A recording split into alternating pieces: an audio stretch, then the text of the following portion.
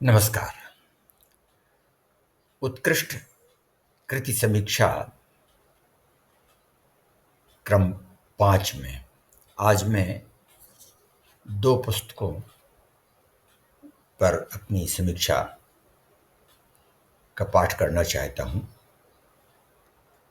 पहली कृति है श्री वीरेंद्र बहादुर खरे की देह धरे का दर्द और दूसरी कृति है ऋतु संहार बुंदेली पुनर्रचना प्रभु श्रीवास्तव पीयूष की लिखी हुई। पहले श्री वीरेंद्र बहादुर खरे की रचना। इन दोनों किताबों की समीक्षा हमारी इस पुस्तक आधालियों का पूर्णाकार पुस्तक में प्रकाशित हुई है वर्ष 2016 में और इसे यथास्थान पत्र पत्रिकाओं में भी प्रकाशन का लाभ मिला है। इस श्री वीरेंद्र बहादुर खरे की पुस्तक की समीक्षा का शीर्षक हमारा है धूमिल के साथ तुलसी की मिठास। वीरेंद्र बहादुर खरे के दोहा संग्रह देह धरे का दर्द में मुझे उनका दोहा 554 में समीक्षा शीर्षक के लिए बहुत उपयुक्त लगा। इतना अनुभव, ज्ञान, व्यंग, वक्रता और वाग्मिता बटोर कर यदि यह लोक पारदर्शी कवि दार्शनिक नहीं बना तो उसका कारण यही समझ आता है। यह जो शीर्षक मैंने दिया एक लिहाज से यह ठीक ही हुआ है। संवेदना के इतने गहरे तल तक पहुंचे लोग प्रायः धरातल पर लौटते दिखाई नहीं देते। वे या तो बाबा जी बन जाते हैं या समाज सुधारक का स्वांग रचा लेते हैं।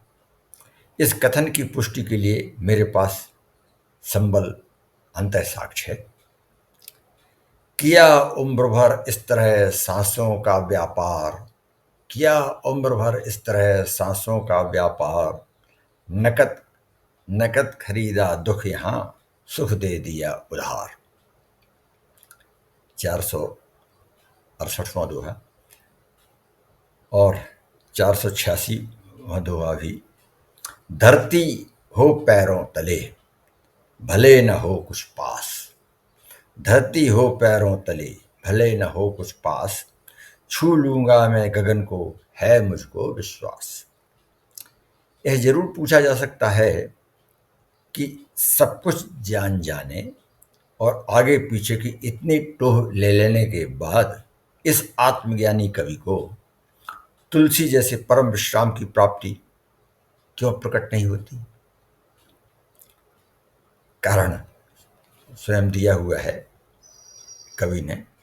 स्वाभिमान राहु बना सत्य बना था केतु, स्वाभिमान राहु बना सत्य बना था केतु, थे अपने दुर्भाग्य के ये दोनों ही हेतु। 499। यहां आकर जैसे बात साफ हो जाती है। तुलसी ने महा अजयता के लिए जो सत्यशील की पताका और ध्वजा तैयार की थी, सत्यशील दृढ़ ध्वजा पताका, विभीषण गीता में संदर्भ आता है। उन्होंने कहा था पूरे रथ के पहियों को लेकर के, लेकिन उसमें ध्वजा और पताका सत्य और शील की उन्होंने कही थी। तुलसी ने महा अजयता के लिए महा अजय संसार रिपु जीत सके सो वीर, जाके असरथ हो दृढ़ सुनो सखा मति धीर, विभीषण को बता रहे थे। क्योंकि विभीषण को लगा कि कहीं किस प्रकार जीत पाएंगे इतने बलवान शत्रु रावण को, इनके पास तो कोई साधन ही नहीं है। तो उसमें उन्होंने बताया था रथ भी नहीं है। तुलसी ने महाअजेता के लिए जो सत्यशील की पताका और ध्वजा तैयार की थी, उसमें श्री खरे ने सत्य लिया और शील को स्वाभिमान से बदल डाला। परिणाम हम सबके सामने है। यह सही है कि एक कविता पुस्तक की समीक्षा का पैमाना उसकी दार्शनिक निष्पत्ति नहीं होती, किंतु कवि को अपनी दार्शनिकता का कुछ तो खामियाजा भुगत नहीं होगा। अस्तु। 839 दोहों, 1000 से केवल 171 कम के इस विराट संग्रह भूमिकाकार श्याम सुंदर दुबे के अनुसार बिहारी की सतसई से कुछ अधिक ही में ऋतुएं, देश, राजनीति, धर्म, बुंदेली, गांव, बच्चे, पानी, महापुरुष और आतंकवाद सभी हैं, किंतु स्वाभाविक और शीर्षकोचित भी। इसमें वैयक्तिक देहधरे का दर्द दोहे तो है ही, किंतु स्वाभाविक किंतु है ही। इसके अलावा लेखक की अपनी पारिवारिक लंबी भूमिका है। इन दोहों के कटाक्ष पढ़ते हुए यदि कोई यह अनुमान कर बैठता है कि ऐसा व्यक्ति तो महान एकांत सेवी होगा, तो यह उसकी धारणा तुरंत टूटने की है, क्योंकि कवि न केवल अपने माता पिता बल्कि अपने पितामह का भी स्मरण करता है। पुस्तक भी बड़े भाई को समर्पित है तथा अपने पुत्र, पोते, बहू, पत्नी आदि तो इसमें है ही। भाई के पुत्र, पुत्रियां, दामाद और दोहित्र आदि भी परिपूर्ण प्रचुरता में है। अर्थात कवि ने परिवार, समाज और संसार को उसकी संपूर्णता में सहेजा है। शायद उसके ज्ञान और मनुष्य का उसके पास उपलब्ध यह भरपूर प्रसाद उसकी इस कवि पूजा की ही फलश्रुति है। पुस्तक श्री वीरेंद्र केशव साहित्य परिषद ने बड़ी सुरुचि और शालीनता से प्रकाशित की है।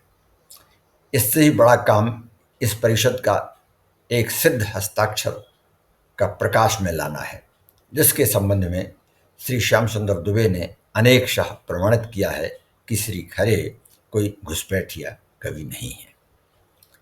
मुद्रण और प्रूफ की त्रुटियां तो इसमें अनेक हैं, क्योंकि कुछ का प्रवेश तो कंप्यूटर की निर्भरता से ही हो जाता है। संकेत रूप में एक ही पृष्ठ 70 में है 514, भूख हैं 527, रखें 529 आदि द्रष्टव्य हैं। कवि यद्यपि अपने समय और समाज के प्रति अपनी चैतन्यता और जागृति में अभिनव प्रयोग करने में विस्मयकारी सीमा तक कुशल है, किंतु कभी सचेष्टा और कभी असावधानी में लय, मात्रा और भाषा के दोष भी उत्पन्न हुए हैं। उदाहरणार्थ, दोहा 5 में वदनाम और सुजान की तुक तथा 501 में क्लेश, 523 में स्तुप की अल्प मात्रा खटकती है। समग्रतः यह कृति वीरेंद्र बहादुर खरे की ही नहीं, उन सभी चैतन्य प्राणियों की जीवनी है जो अपने चारों ओर ठीक समझ देखकर अपनी सही पहचान कुछ इस प्रकार किया करते हैं। रहे विरोधाभास के जीवन भर हम केंद्र, रहे विरोधाभास के जीवन भर हम केंद्र, किया पलायन है सदा मगर नाम वीरेंद्र, किया पलायन ही सदा मगर नाम वीरेंद्र। अब दूसरी कृति की बहुत संक्षिप्त सी भूमिकात्मक जो हमारी समीक्षा है, वह कृति है ऋतु संहार बुंदेली पुनर्रचना। कृतिकार हैं प्रभु श्रीवास्तव पीयूष और प्रकाशक सरस्वती सदन पुस्तकालय छतरपुर। मूल्य मात्र ₹51। श्री प्रभु श्रीवास्तव पीयूष द्वारा कवि कुलगुरु के कालिदास की प्रकृति तथा सौंदर्य की अप्रतिम और लोक कालजयी संस्कृत कृति का बुंदेली भाषा में काव्य अनुवाद मुझे जहाँ पीयूष जी की असाधारण काव्य क्षमता का परिचय देता है, वहीं एक बोली और लोक भाषा के रूप में ही प्राय विज्ञात बुंदेली की अपार संभावनाओं के प्रति भी आश्वस्त करता है। इस काव्यानुवाद की बड़ी विशेषता एक यह है कि श्री पीयूष ने अनुवाद के लिए जिस छंद का चयन किया है उसमें सर्वथा परिपूर्णता है। संस्कृत के समृद्ध और प्रचुर भाववाही उपजाति, मालिनी, वसंत तलका और शार्दूल विक्रीडित आदि छंदों को ईश्वरी की चार पंक्तियों वाली लोक विश्रुत फाग में ढालकर कवि ने मूल के भाव और भंगिमा की निश्चित ही सम्यक रक्षा की है, जिसके लिए वे बधाई के पात्र हैं। भाव और भाषा मनुष्य के अस्तित्व के अविभाज्य अंग हैं। मूल ऋतु संहार में इनके काव्यांतरण के लिए जिस प्रकार कालिदास को संस्कृत अपना सर्वस्व न्यौछावर करती है, ठीक वैसे ही पीयूष के लिए बुंदेली ने भी विधि भवन छोड़ रखा है। यह एक आश्चर्य है कि संस्कृत के इतने मौलिक और क्लिष्ट प्रयोगों के भार को भी बुंदेली में वहन करने की क्षमता कवि ने प्रदान कर दी है। यह गुरु प्रसाद के साथ ही कवि की अपनी साधना की भी सिद्धि है, ऐसा मुझे लगता है। यहाँ गुरु का भी स्मरण बहुत आवश्यक और उचित प्रतीत होता है। श्री पीयूष शिष्य हैं आचार्य दुर्गाचरण जी शुक्ल के, जो स्वयं संस्कृत के तो आचार्य है ही, बुंदेली के भी परमाचार्य कहे जाने चाहिए।